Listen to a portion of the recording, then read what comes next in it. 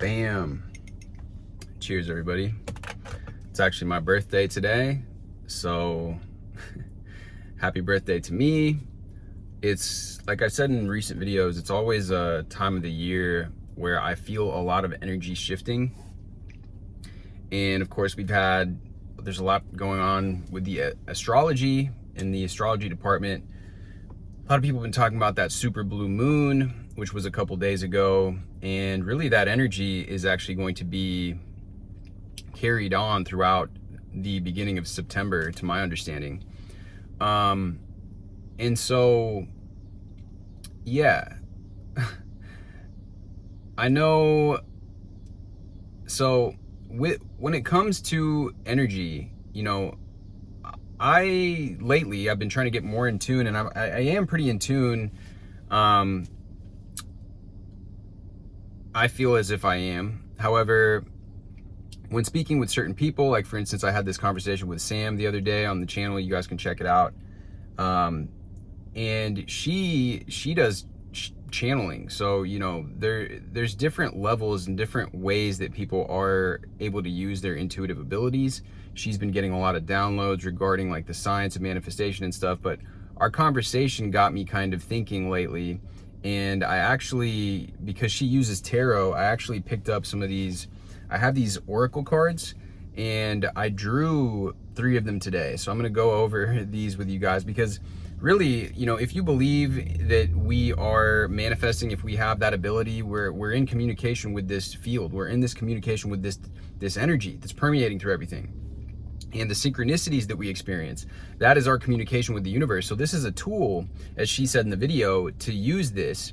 And it doesn't have to be cards, it could be literally anything. But as you interface with your reality, you'll begin to see those communications. So, and I'll get more into that in this video, but these are the cards that I drew. So this first one, Medicine Woman, says, you are a channel for divine healing power. And I resonate with this, not necessarily, what stood out to me with this particularly was, you are a channel. Because literally last night, and I, after talking with her and everything, I put out the intention that I'm actually getting more of these downloads. I'm getting more of these intuitive insights. And I even wrote that down as part of that like list method that we had talked about in our conversation. And so this really was on point in the fact that I'm a channel for divine healing power. I mean, what I've been talking about lately too on the channel is like, connecting with that divine power, connecting with that God source energy, the field, whatever you want to call it, universal energy. And that is a healing power. I mean, that is the source.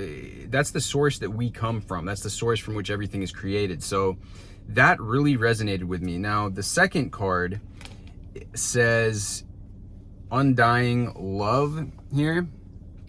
And it reads, the love you have shared is eternal regardless of the situation.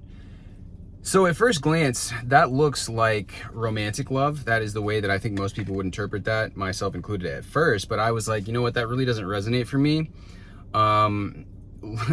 Picking up that card in that context. So the way that it works for me, picking up that card, is that eternal love that love is eternal, and that I have shared. So I bring the focus back onto me. The love that I have chosen to share, whether it's in a romantic relationship, whether it is with just people in my life or other life on this planet, in any sense of the word, in any sense of me sharing my own love that I'm sharing, that is eternal. And regardless of the situation, it will always be there. So that is to say, like, for one example is like, yeah, you don't need to be relying on this external romantic relationship to be feeling that love. I can simply enter a state of love, because that's coming from me anyways. And so any relationship from the past, whatever, that's simply a reflection, an outward manifestation of that inner love that I'm feeling anyway. So as long as I bring that focus back on to, the idea of undying love, that love that I've shared is eternal regardless of the situation. So I don't have to look outside of it so much. And of course, all of us as physical beings, we want to experience those external manifestations of the things that we want to bring about, but it's about bringing that focus on what we can control. We can control whether we're in a state that is open to receiving love, that is sharing love, because the law of reciprocity, the law of cause and effect, we're going to be much more likely to enter into a situation where that love can be received back by us sharing first. And so the last card that I pulled was this one about fertility, which says, it is the perfect time for you to start new projects, access new ideas, and give birth to new conditions. And I really, really resonate with this one as well, because even in this photo, or the picture there, she's got these rabbits. And me being back home, currently, this neighborhood right here is just filled with wildlife. Every single day I'm driving, I see rabbits, I see deer, and they're just like the family of deer. It's so peaceful. This area that I'm in is like as close you can be to being in nature, almost being in the wilderness, while also having houses and things around here, because it's all lush. There's all greenery everywhere. There's a little stream that runs through here. You got ducks and stuff. You can hear the birds chirping, and it's really like been a magical, nice break from being in the Arizona desert, especially at the peak of the heat that I've been in this summer. And with all that, with everything going on, I really found this pulling of these cards today on my birthday to be pretty cool. And so this last one, the perfect time to start new projects, access new ideas, that goes into, this idea, the title of this video. At any given time, we have the power to begin to change and to switch, our timeline, switch realities. And it always comes back to, again, like the love thing, what our focus is, what's going on within us. I've made this distinction before about when I say bring the focus back onto yourself, it's not in that self-absorbed way. It's in that way that to say, hey, look, how am I showing up in relation to my reality that has, contributed to these conditions? And I love the way that this is worded here, because it says, it is the perfect time for you to start new projects, access new ideas, which again is part of that channeling thing, and give birth to new conditions. How do we give birth to new conditions? Isn't that what we all want to be able to do and understand? Well, part of it is being able to tap into this divine energy, to channel that energy. Part of it is to be able to operate from a place of love. And, you see how all these ideas fit together when you begin to think about them, and how do they connect, and how is this connecting all the other things going on in my reality? That's what Carl Jung calls constellating, is connecting the dots in your reality and everything that you are experiencing to say, what is this showing me right now? Where, in which direction can I, and what do I need to focus on? Look, by focusing on these things, by focusing on channeling healing energy and pure energy, pure conscious awareness, pure source energy, by focusing on love, the undying love that is within yourself, or myself in this case, and by focusing on giving birth to new conditions, I can focus on, I'll break this down the way that it works for me personally right now. As I said, I've been noticing a lot of energy shifting. To be straight up with you guys, I feel a lot of dark energy. I feel a lot of kind of heavy energy on the planet. There's a lot of weird things going on. Again, there's this time of the year. There's, some people subscribe to the belief, the astrology thing. Well, yeah, Mercury in retrograde, and there's all these other, that component of it. So that's one way of looking at it. Another way of looking at it is, look, like there's a lot of different things going on the planet. I don't want to get into specifics because I don't want to turn this into a different type of video or make it about something that other than what the core of this message is about. But I'll just be honest with you guys and say that, like, I've had to actually, start closing up, on Instagram or TikTok, but for me specifically on YouTube, because I haven't been watching any other social media. Just, I use YouTube mostly. So I'll have to click on these videos and say about things going on in the world and whatever, and be like, not interested, because it's lowering my vibe. And even though I do maintain that we should have some sort of awareness of what's going on, there comes a point where that awareness, you go down a rabbit hole and it becomes unproductive. It's not serving you anymore to be over analyzing, to be caught up in all these things that aren't putting you in a productive state of mind, in a state of mind that is cultivating that inner equilibrium that I talk about, cultivating a place where you can create from, cultivating a presence of mind and an ability to interface with reality in a positive way, right? If you keep going and focus, put your like, it works the same way in real life, right? That's what I noticed that's interesting about these internet algorithms, and other people have mentioned this before. I'm not like, the first person to say this, but it works the same way. It's like when we go down these negative spiral thoughts, it's the same way as us keep clicking on these videos that are triggering or that are like about this negative stuff that we don't want to focus on, but we like can't help ourselves. We like keep clicking on these YouTube videos or these TikTok videos or whatever. And now our For You page is flooded with all this BS that we don't even want to be focusing on. But it's like, there's that aspect of ourselves that's like, oh, we can't help but just look. We have to look at the thing. We have to like experience the dramatic thing for whatever reason as human beings. I like to think of myself as being less prone to this, but we all are to some extent. I don't watch dramatic TV shows or reality television, but and the thing is that I like to think, at least of myself, that the reason I'm clicking on these things about what's going on in the world is so that I can, be informed. But I'm not gonna say that there might not be an aspect of myself subconsciously that's seeking out more, dramatic information. I don't know. I'm not an expert on human consciousness, but it seems to be that we all as human beings have this proclivity. Again, it goes back into our hardwiring, whatever. Different video, different subject, but we have to cultivate and curate our own feed in our own mind, the same way that we curate our YouTube feed or our Instagram feed. Because if we keep clicking on those things that we don't want to be entertaining, we keep entertaining those thoughts or watching those videos that we don't want to, that's not helping us, then we're going to get more of the same. And so, like I said, for me personally, looking at this, to bring this back to the subject of, these cards and channeling and the fertility, the giving birth. Well, sometimes, when you look at cycles, the cycles of life, the cycles of the seasons, winter happens before spring, right?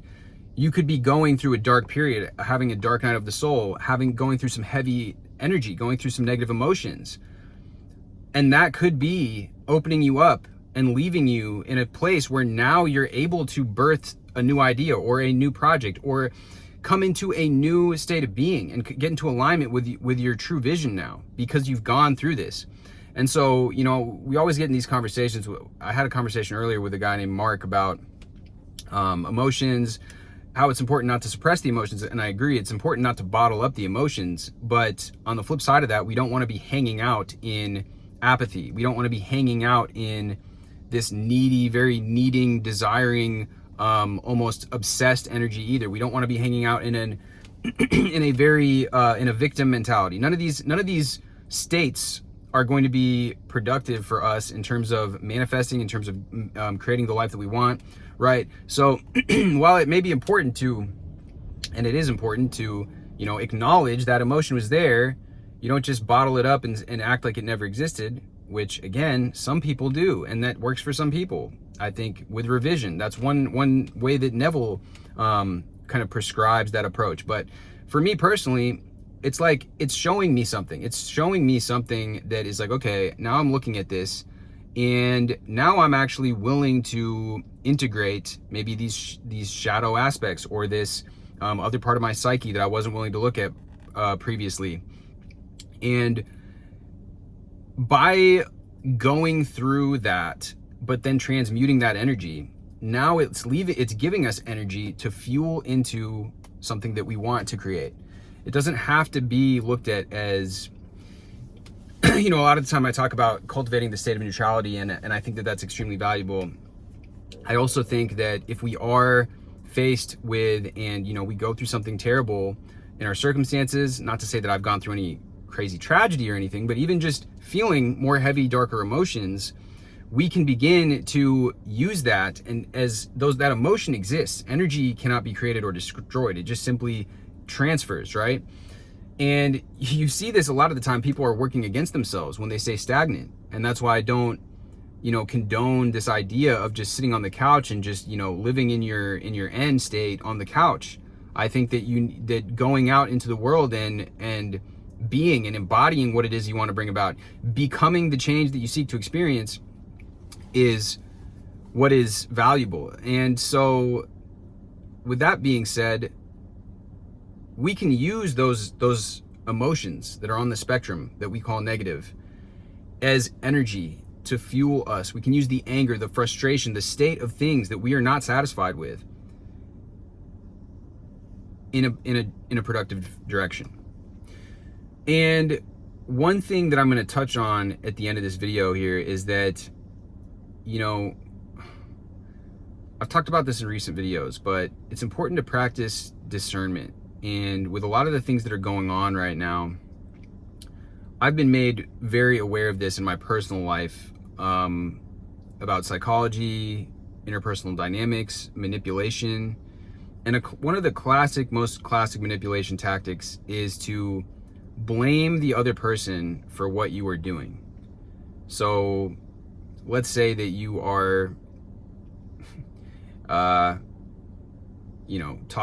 gossiping about somebody behind their back. I'm not saying that you are. I'm saying that, let's say that you got two characters, A and B characters, and person A is gossiping behind. So what person A does, if they want to manipulate person B, is they accuse them of doing what they've been doing. And this is a classic tactic. It's like projection. But this doesn't only happen in your personal life. This happens and is happening on the world stage. And again, people don't really study history. People are just focused on they're so identified with this character that they are. They don't look at things from a zoomed out perspective. They're just like, okay, it's important for us at this point in time to be discerning with people in our personal life, discerning with the people on the world stage, as I said, and what their motives are, and to be able to sift through the BS. And there's a quote here. I don't know who originally said this. I think it's attributed to like Voltaire, but it might have been somebody else. But he says, "To learn who rules over you, simply find out who you are not allowed to criticize." And again, this is one of those things that just psychologically, this applies. This is in the context of politics and things going on in the world, but it also applies in your personal life. There's all these reflections, as above, so below, as within, so without. And when you begin to kind of see these things play out either in your personal life, a lot of the time they play out in your personal life, and then you're like, oh, wow. And then you can begin to see how they're playing out in the world. Yeah, it's very important that we do that, because things are going in a strange direction. The energy right now, there's a lot of people that are, in one sense, waking up. And there's a lot of people that are, I really do believe that our ability to speak, our ability, like free speech, is just such an important thing. And, that's hitting that quote right there. But this also, in terms of switching realities, it's important to be discerning, but then not to judge. And I guess the judgment has permeated in our culture. I've mentioned this many times. the victim mentality. And again, this is operating on a macro level, but also on a interpersonal level. But the victim consciousness necessitates a persecutor as well as a savior. You can't have a victim consciousness without a persecutor. It simply does not exist. So, and when you have this dynamic, now the victim consciousness enables itself to then justify demonizing the persecutor. Well, yes, you could say on one logical sense that makes sense, but this plays out anytime that anybody enters into that victim state of consciousness. For example, this group of people, they did this, so now you're justifying that we can do whatever we want and we can get revenge. We can commit violent acts, we can do whatever it is, smear campaigns, emotional abuse, it doesn't matter what it is. But we're vindicated with whatever we choose to do, because you've essentially like dehumanized this person that you've cast into the persecutor role. This gets really, there's a lot of depth and a lot of complexity when it comes to interpersonal dynamics and psychology and the way that in which people engage in human person-to-person communication. But the reason I'm bringing all of this up is that if you find yourself dwelling in any one of these consciousnesses, that is, whether it's victim, whether again it's that state of apathy, anything really on that lower vibrational part of that scale that I've mentioned on this video many times, Dr. David Hawkins' scale of consciousness, you're shifting towards those realities. So don't allow yourself to be swayed by people in your environment, by your own thoughts and emotions, by the news, the media, into those for too long. Again, it's I'll make this distinction here because if people want to combat me on this, I'm not saying to bottle up your emotions, but I am saying do not stay in those states. Do not dwell in a victim state of consciousness. Do not dwell in a state of apathy or a state of fear. You're going to find that by doing that, as we know from studying manifestation, you're going to create more of that. You're simply going to be put into reality timelines where there's more evidence for you to grab onto, for the logical, rational mind to grab onto, to say, oh, well, yeah, I am justified in feeling this negative, dwelling in this state of consciousness. And again, that's not an empowering state. You're going to find that, and I've found in my personal life many times that the more that I've dwelt in these and had these dark nights of the soul that then last for weeks or months or whatever it is, well, life tended to get more and more dismal, more and more gray, because that's the energy that I'm putting out, and that is the law of cause and effect, the law of correspondence. It simply can be no other way. Not to get too personally, but I have a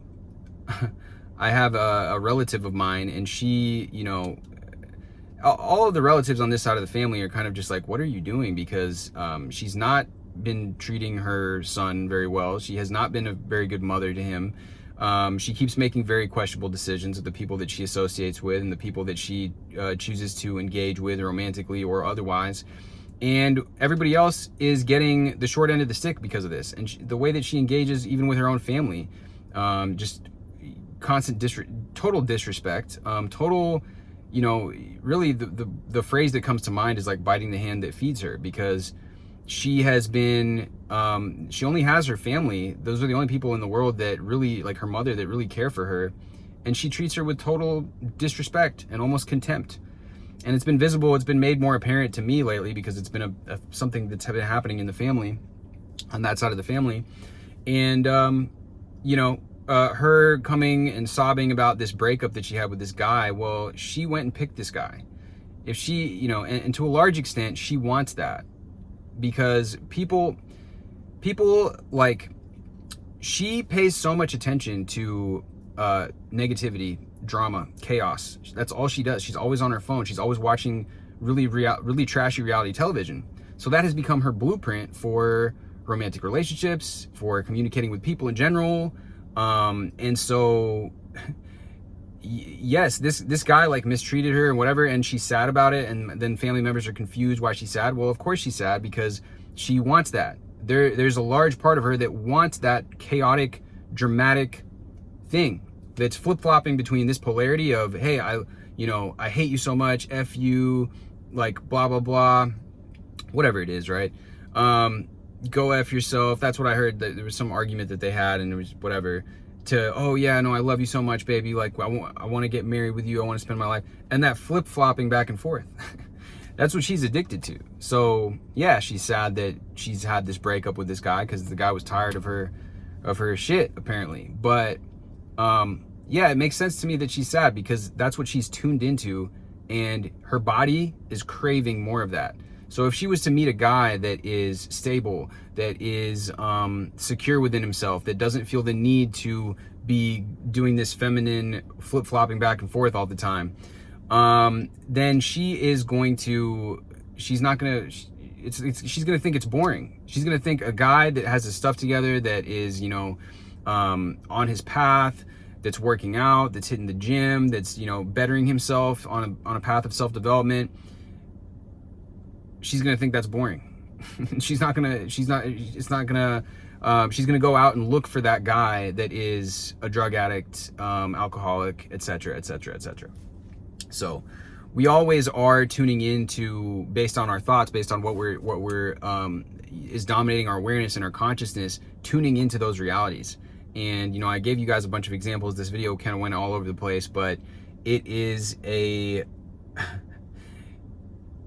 I don't know. That's just what came through today. I've been trying to tap in more and just get more, come from a space of, you know, what do I feel? What do I really feel like I want to say right now? What do I feel needs to be said that maybe will resonate? Hopefully it does.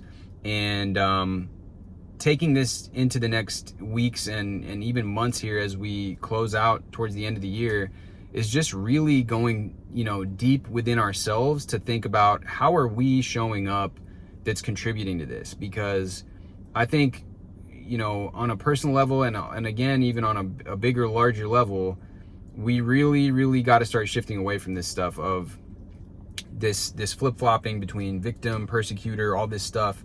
It's creating more of that in our culture. It's creating more of that. There's more and more of this stuff happening everywhere. You see it everywhere. There's more and more division. The people that speak out against supposed, maybe it's not supposed, but the people that speak out against, oh, you know, this group of people, we feel marginalized by this group of people.